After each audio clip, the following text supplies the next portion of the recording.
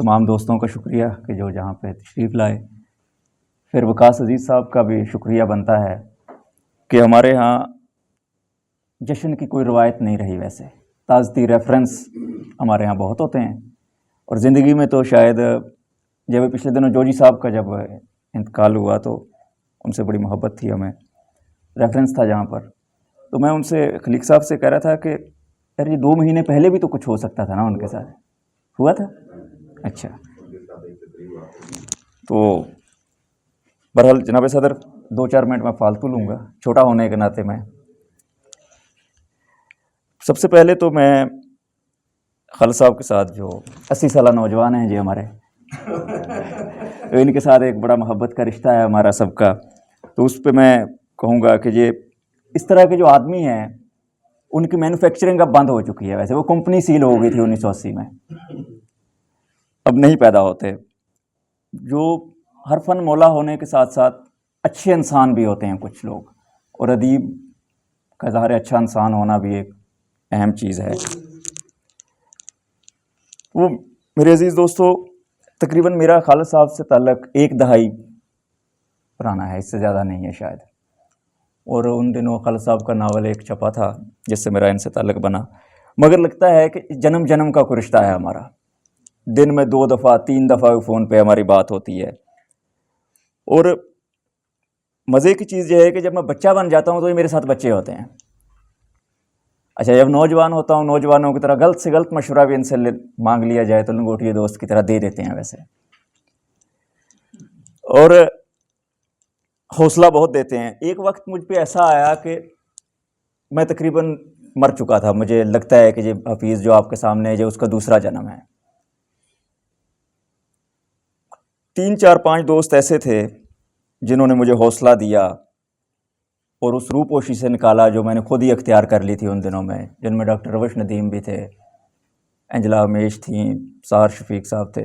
لیکن خالد صاحب کا سب سے زیادہ زور لگا ویسے، کیونکہ انہوں نے دن میں 3 دفعہ 4 دفعہ مجھے فون کرنا اور حوصلہ دینا، اور چیزوں کو ہم نے مینج کیا. اور بہرحال جی اچھا ہے. میں نے ان سے فکشن میں بھی بہت کچھ سیکھا خالد صاحب سے. میں ان دنوں افسانہ لکھنا سیکھ رہا تھا، بلکہ جب میری ان سے دوستی ہوئی تو کافی میری چیزیں میرے ساتھ، اور مجھے بطور معاون مدیر جب ان کے ساتھ کام کرنے کا موقع ملا وہ ایک بڑا اچھا تجربہ تھا میرے لیے. کہ جب ہمارے پاس ہم نے یہ چیز طے کی کہ 21ویں صدی کے جو لکھنے والے نئے لوگوں کو ہم نے سامنے لے کے آنا ہے اور نئے لوگوں کی تحریریں چھاپنی ہیں، تو نئے لوگوں کے ہاں مسائل بھی ہوتے ہیں چیزوں کے کچھ. تو میں کئی دفعہ چڑ جاتا تھا، کوئی ایسی بری تحریر آ جاتی، میں کئی دفعہ چڑ بھی جاتا کہ یار خالد صاحب چھڑ پڑے یار یہ کڑا کام آ. خالد صاحب نے اور نہیں یار چھڑنا کرے واسطے آئے گا، صحیح کرواواں گے نا. اچھا، مزے کی چیز یہ ہے کہ سب خالد صاحب کی بات بھی مان جاتے ہیں. بعد میں بے شک پچھتاتے ہی ہوں کہ ایڈٹ کر دیا، لیکن مان ضرور جاتے ہیں خالد صاحب کی بات. اور تقریباً 10 سے زیادہ نوجوان ایسے ہیں کہ جن کی پہلی افسانوی تحریر ہم نے ادراک میں چھاپی تھی، اور ان کی اب تحریریں آ رہی ہیں. اور خالد صاحب نوجوانوں کے ساتھ بہت اٹیچ رہتے ہیں. اس کی وجہ بھی شاید خالد صاحب یہی بتاتے ہیں کہ جب نئی نسل کوئی بھی سامنے آ رہی ہوتی ہے اس ایکسٹرا چیزیں ہوتی ہیں ان کے ساتھ میں کچھ، وہ ان سے خالد صاحب کہتے ہیں کہ ان سے سیکھنے کا موقع ملتا ہے ہمیں. اچھا، اس کے ساتھ ساتھ خالد صاحب تنقید کا خالد صاحب کے یہاں بہت اچھا شعور ہے. یعنی کہ ان کے اب جہاں سیشن ہے ناول پہ بھی افسانے پہ بھی، تنقیدی شعور جو ہے خالد صاحب کے ہاں وہ بہت گہرا ہے. اور انہوں نے مضامین بھی کچھ لکھے مگر کم لکھتے ہیں، اور نقاد بننے کے جراثیم تو ڈیلی تقریباً ڈٹول سے مارتے ہیں. یہ میں ان کو کہا کرتا ہوں کہ سر لکھیں لکھیں، نہیں لکھتے. اچھا، ان کی خالد صاحب کی ایک بات مجھے بڑی اچھی لگتی ہے کہ محمد حسن نسکی ایک واحد نقاد اس خطے میں ہوا جن کے دیر پا اثرات ہمارے ہاں موجود ہیں، لیکن وہ بھی پاکستان میں پیدا نہیں ہوا تھا. متحدہ ہندوستان میں پیدا ہوا، اور پاکستان کے بعد کی کہانی تو شاید پھر ہمارے سامنے بھی ہے کہ پاکستان بننے کے بعد وہ تنقید کی طرف جو ان کا رجحان رہا. مجھے یہ لگتا ہے ذاتی طور پر کہ جو تنقید ہے وہ ایک بت شکن آدمی ہوتا ہے جو نقاد جو ہوگا، اور ہمارے ہاں جو ہے تنقید کے بہت لکھی جا رہی ہوتی ہے، اور تحقیق کو ہم نے تنقید سمجھ لیا ہے. یونیورسٹیوں میں کام ہو رہا ہوتا ہے، اکثر اساتذہ کر رہے ہوتے ہیں اور اسی کو وہ تنقید بھی سمجھ رہے ہوتے ہیں میرے خیال میں. تو یہ بہرحال ایک المیہ تو ہے جس کا، کیونکہ میں جب ایک سر بیٹھے ہوئے ہیں امیر شاہ صاحب بھی، ان کی میں پچھلے دنوں ایک کتاب پڑھ رہا تھا، اس میں مجھے کئی بڑی نئی چیزیں سیکھنے کو ملیں کہ اردو افسانے کا جو 60 سے لے کے 90 تک کی دہائی ہے، علامتی اور تجریدی افسانہ لکھا گیا، اس کی تفہیم ہی نہیں ہو سکی آج تک. یعنی کہ وہ سمجھ ہی، کچھ لوگوں کو تو سمجھ آ گیا ہوگا، میرے جیسے لوگوں کو اگر سمجھ نہیں آیا تو نقاد کہاں ہے. اب نقاد کا یہ کام ہے کہ وہ یا تو اس کو رد کرے، پھر اکثر کہے کہ بھئی یہ کچھ نہیں تھا، یا پھر اس کو قاری اور لکھاری کے درمیان جو پل کا کردار ادا کرنا ہوتا ہے وہ اسے کرنا چاہیے، وہ نہیں کر پا رہا شاید. اچھا، اب میں خالد صاحب کے جو افسانہ نگاری ہے اس کی طرف آنے سے پہلے ایک اور چیز بھی، یہ آج کل بڑا ایک ٹرینڈ چل رہا ہے کہ یہ ناول کی صدی ہے. یہ شاید شمیم منفی صاحب نے کہا تھا کہ یہ ناول کی صدی ہے. اب یہ ناول کی صدی کیسے ہم اس کو کہہ سکتے ہیں؟ ابھی تو 25 سال ہی ہوئے ہیں ویسے اور کہا جاتا ہے کہ ناول بہت زیادہ پڑھا جا رہا ہے. ناول نہیں پڑھا جا رہا، اب بھی افسانہ زیادہ پڑھا جاتا ہے. مسئلہ یہ ہے کہ ہم اثر افسانہ نہیں پڑھا جا رہا. دیکھیں ہم بیدی، منٹو، پریم چند، کرشن، غلام عباس، یہ آج بھی معاصر ناول سے زیادہ پڑھے جاتے ہیں. یہ مجھے شاید یہ لگتا ہے. لیکن اب ہم خالد صاحب نے جو افسانے لکھے، 8 سے زیادہ ان کے افسانوی مجموعے شائع ہوئے.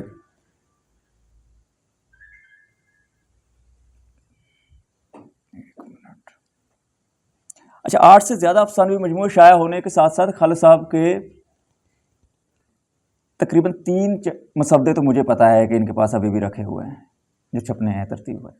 اور خالد صاحب کے کہتے ہیں کہ میرے 3-4 مصودے جو ہیں افسانے اتنے ہیں کہ وہ سالوں میں پڑے ہوئے ہیں، پتہ ہی نہیں ہے کہاں ہیں. اس کا مطلب یہ ہے کہ کم از کم خالد صاحب کے پاس 200 افسانے ہیں، اور لکھنا تو انہوں نے اسی صدی میں شروع کیا ہے. یہی صدی ہے جس میں ان کی تقریباً 20-22 کتابیں آ بھی چکی ہیں.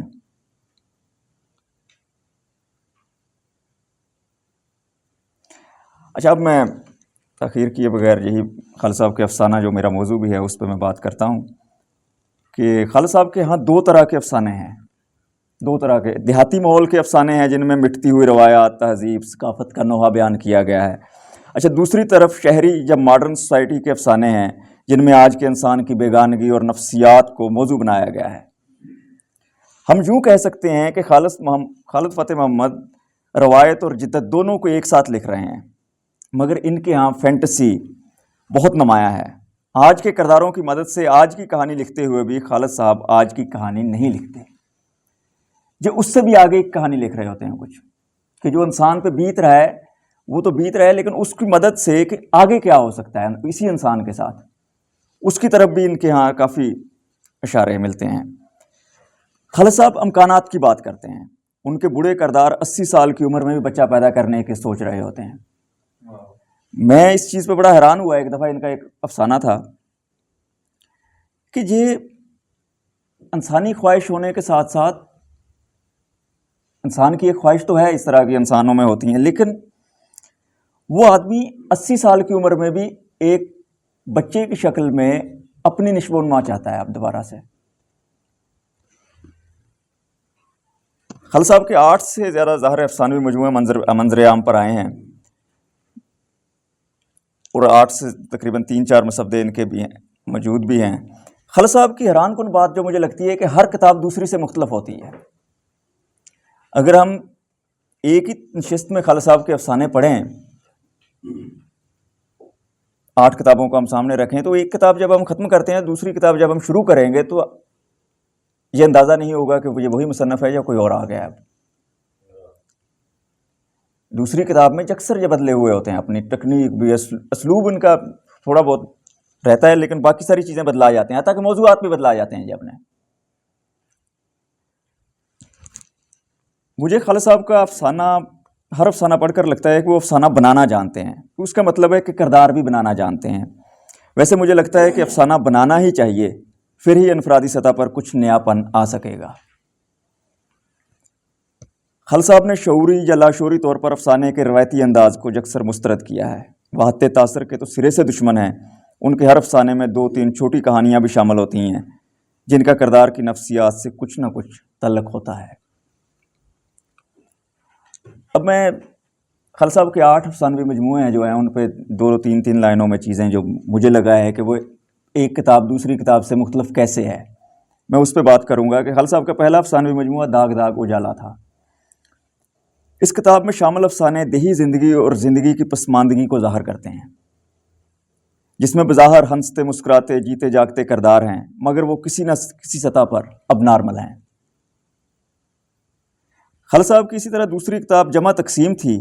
اس کتاب میں شامل افسانے زندگی کے ایسے رخ کی نشاندہی کرتے ہیں جنہیں مصنف نے مختلف انداز میں محسوس کیا. یعنی مصنف نے حقیقت سے ہٹ کر ایسی دنیا تخلیق کی جو اس نے سوچی تھی. اسی طرح خالد صاحب کی تیسری کتاب 5 منٹ کی زندگی ہے. اس کتاب میں شامل بیشتر افسانے شادی شدہ زندگی کی مشکلات اور سماجی جکڑ بندیوں اور گھٹن کو ظاہر کرتے ہیں، اور کسی حد تک اوپن ریلیشن شپ کی طرف بھی اشارہ کرتے ہیں. شاید انسان کی نجات اسی میں ہے کہ صدیوں پرانے نظام سے آزادی حاصل کر لے. اسی طرح خالد صاحب کی چوتھی کتاب آئینے سے باہر چہرہ. اس کتاب میں شامل افسانے انسان کی زندگی سے فرار کی بات کرتے ہیں. فرار سے مراد لاڈ بدھا والی فرار نہیں کہ بس سب چھوڑ چھاڑ کے بندہ نکل جائے، لاڈ بدھا والی فرار نہیں، بلکہ اسی سماج میں رہ کر ان لبادوں سے رہائی جس نے انسان کی انسانیت اور اس کی فطرت کا گلا گھونٹ دیا ہے اور مصنوعی بنا دیا ہے. خالد صاحب کی کتاب تانبے کے برتن. خالد صاحب کی یہ ایسی کتاب ہے کہ جو ان کی شاہکار اگر کوئی مجھ سے پوچھے کہ خالد صاحب کی سب سے بہترین افسانوی کتاب کون سی ہے، وہی تانبے کے برتن ہے. ان افسانوں میں زندگی کو تجرید کے ساتھ پیش کیا گیا ہے. اس کتاب کی خوبی ہے کہ اس میں علامتوں کا استعمال ہے، مگر روزمرہ کی زندگی سے بنائی گئی علامتیں. ویسے تجرید نگاری فکشن میں انتہائی بے معنی ٹول ہے اگر تجرید میں علامت نہ ہو. ہمارے ہاں المیہ یہ رہا ہے کہ بلکہ کہیں نہ کہیں اب بھی ہے کہ فکشن نگار علامت اور تجرید کا فرق نہیں جانتے. میری ذاتی رائے ہے کہ تانبے کے برتن خالد فتح محمد کا سب سے بہترین افسانوی مجموعہ ہے. اسی طرح خالد صاحب کی پھر کتاب آئی میں. یہ افسانے بہت متکلم میں ہیں اور اس میں ایک شخص کی زندگی کو، ایک ایسے شخص کو بیان کیا گیا ہے جو مجھے لگتا ہے کہ وہ کردار ایک ہی ہے سب افسانوں کا، کہ ایک بندے کی نظر سے مختلف افسانوں کو دکھایا گیا ہے، مختلف واقعات کو، چیزوں کو ایک ہی بندے کی عینک سے اس میں دکھایا گیا ہے. اور ایک راوی کا بیانیہ جب ہم دیکھتے ہیں اس میں فرد کی اندرونی وارداتوں کو نفسیاتی پیرائے میں بیان کیا گیا ہے. باہر کی زندگی فرد کے اندر کی زندگی سے ہی دکھائی گئی ہے. اس طرح خالد صاحب کی کتاب دیواروں کے راز، جس خالد صاحب کا 7واں افسانوی مجموعہ تھا. اس کتاب میں شامل افسانے ایک 4 دیواری کے اندر کی عکاسی کرتے ہیں. ایک گھر، ایک دنیا ہوتی ہے جس کی خوشیاں اور غم دوسرے گھر سے بالکل مختلف ہوتے ہیں. اور اس کتاب میں خالد صاحب نے ہر افسانے کو ایک ہی گھر کے اندر رہ کے نا اسی کے اندر کیا ہو رہا ہے، کیسے ہو رہا ہے، اسی کے اندر ساری چیزوں کو بیان کیا. اب خالد صاحب کی یہ آخری کتاب جب وقت کی قید میں آئی تو جب ایک الزام بھی لگا ویسے اس کتاب کو آنے کے بعد کہ اب خالد صاحب سے لکھا نہیں جاتا، بس چھوٹی چھوٹی کتابوں سے نا تعداد بڑھا رہے ہیں، جبکہ ایسی بات نہیں تھی. مجھے ذاتی طور پہ یہ پتہ ہے کہ جب یہ کتاب چھپ رہی تھی خالد صاحب کے پاس تقریباً 35-40 افسانے تھے. جو بھی اس کتاب کو چھاپنے کا بھی بہرحال اچھا تجربہ رہا خالد صاحب کا، وہ خود بیان کریں گے بعد میں. اس کتاب میں شامل افسانوں میں زندگی کی ٹھہری ہوئی زندگی دکھائی گئی ہے.